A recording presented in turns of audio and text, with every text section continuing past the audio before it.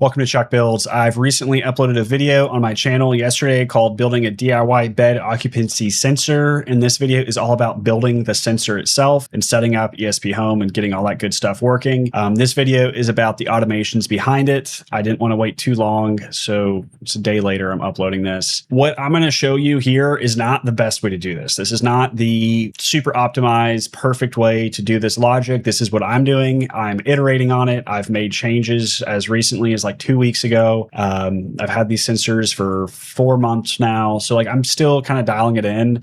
And I want you to know that up front, don't copy this just node for node because it's probably not exactly what you're looking for. But I'm going to walk you through this so you can kind of logic it out and how I'm using these bed sensors to improve my automations and specifically my automatic lighting in my bedroom because you don't want the lights on when you're in bed. And I originally had all of this very tightly coupled to the bed sensor. But in my case, my two dogs together are about the same weight as me. And it's kind of hard to tell who's on the bed if they're both sitting on the bed. So I've really relied a lot heavier on my sleep mode, but it's a great augmentation to the sleep mode because it gives you some more flexibility and insight without having to press anything.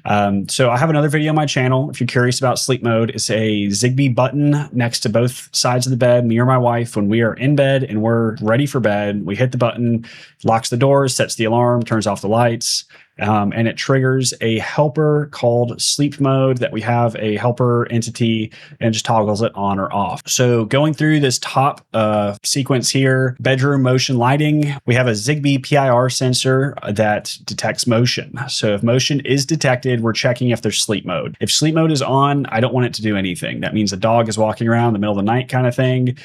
So sleep mode true does nothing. So only if sleep mode is false, we're going to check the left bed. If the left bed is empty, we're going to check the right bed. If the right bed is empty, we're going to go ahead and turn on the lights. That prevents the lights from turning on if someone's just like laying down, taking a nap in the middle of the day, because it's really hard to kind of like gate that in on time. It's just random throughout the day, a Saturday at 2 p.m. or if I'm sick on a Tuesday and laying in bed at 9 a.m. Like there's no good way to kind of document the one-offs that happens once in a while. So that's how I'm doing that. It turns on the bedroom lights and then it sends an off timer. And so how this kind of works is if I trigger the lights and the lights do turn on and I walk around, I walk in the room, I walk out of the room, I go to the closet, I come back out, it's resetting that timer every time, or it's going through this flow every time the PIR sensor sees me.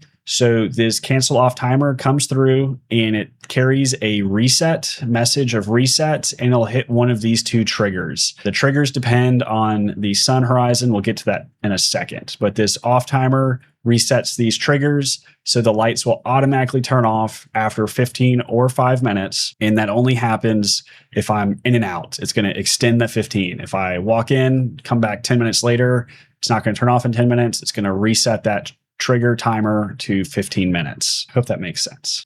Going the other way on this flow, we have the bedroom motion detected goes to false. And so don't think of this as just like the resting state of false. Think of this of going from on to off. So the motion was detected and now motion is no longer detected.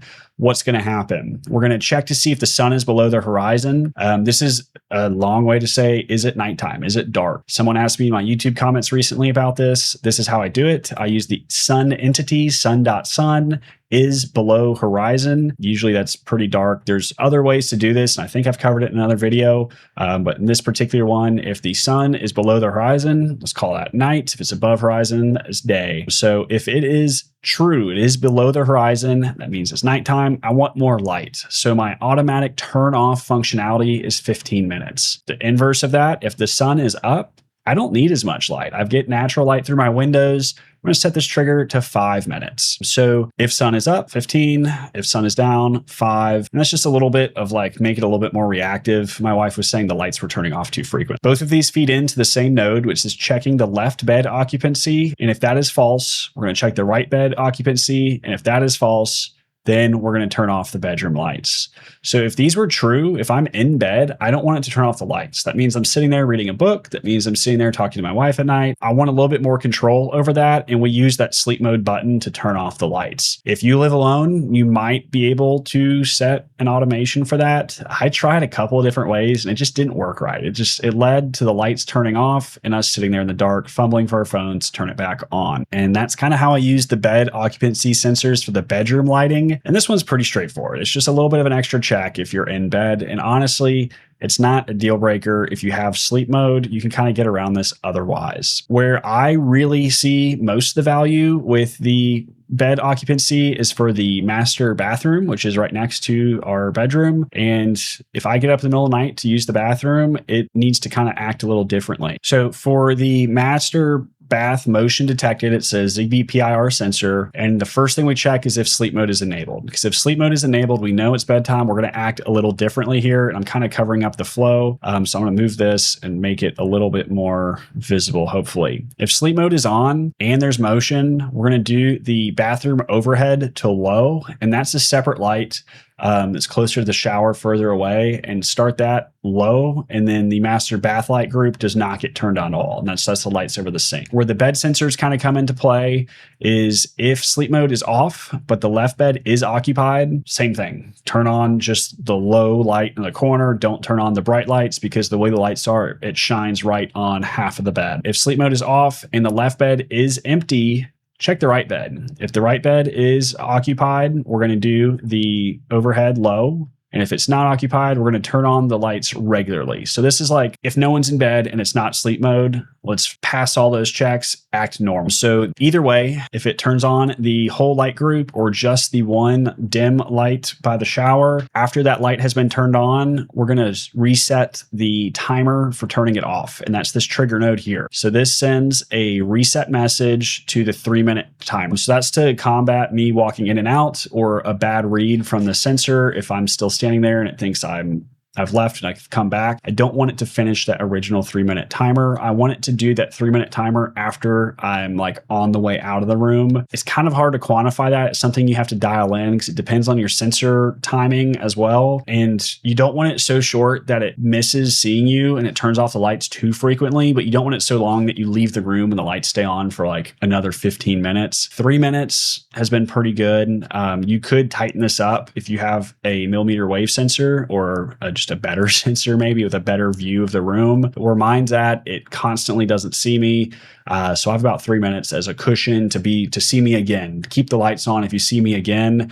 And if you don't see me in that 3-minute period, then turn off the whole light. So the bedroom sensor here is really only to make sure that I don't turn on the lights that are going to go bright in my wife's face at 2 a.m. if I'm getting up to use the restroom. And that's the checks here of which bed is occupied. And you could probably do this with a better node, but it's just what's working for me, right? I think a switch node actually would be good there. Moving right along, we have the turn off sleep mode. So I've talked about my sleep mode button. I press the button to turn it on. It only turns off if we both leave the bed after 6 a.m. So if it's before 6 a.m., assuming one of us is getting up to use the restroom, the dogs are making a noise, whatever reason. So if it's after 6 a.m. and both sides of the bed are empty, then it's going to turn off sleep mode. This is nice to check both of these because if I get up to feed the dogs and I come back, we're not really up. I'm kind of going back to sleep. But if I get up to feed the dogs and my wife gets up to start the day, then we're starting our day. So that kind of splits that out to between the two, and it checks every minute. So if I get up, feed the dogs, come back, and then we do the whole cycle again just 2 minutes later, it'll keep checking until both sides of the bed are empty.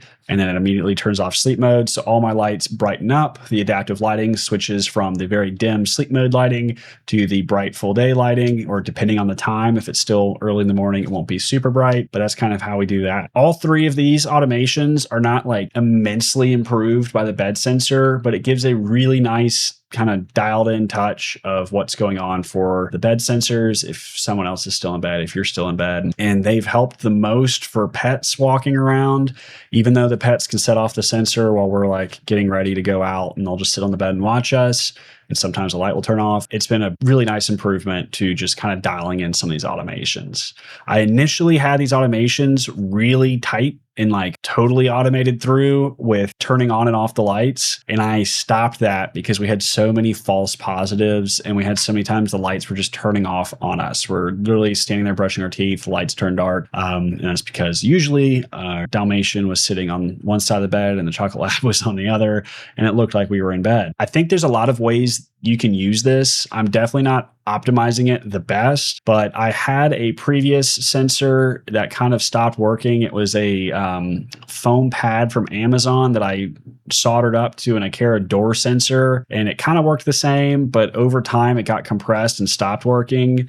And I kind of thought I wasn't going to replace it. And then after a while, I thought, no, I need to replace that because we're having lights turning on when we don't want them to, or turning off when we don't want them to. And I think my favorite part has been the bathroom turning on the correct light, depending on who gets out of bed, because it doesn't wake me up, but I can wake my wife up. And so I need to kind of make sure that even if sleep mode is off, that bed is occupied. I don't want that light turning on. Hopefully this was helpful. Hopefully this gives you some ideas on how to use the bed occupancy sensor. It sounds kind of dumb. Like, why would you want that? And it's turned out to be kind of nice. It's not going to make or break you, but if you're feeling like taking the dive into ESP32, like I had not done before this project, it's pretty doable. It's not that expensive. It's not that crazy or hard. It's a little scary with the wires and stuff, but it's not too bad. And this is a great way to kind of have a low impact wade into the ESP32 world where it's not going to keep you up all night if you mess it up. Thanks for watching. Let me know if you have any questions. If you have any specific questions or you want to talk about this,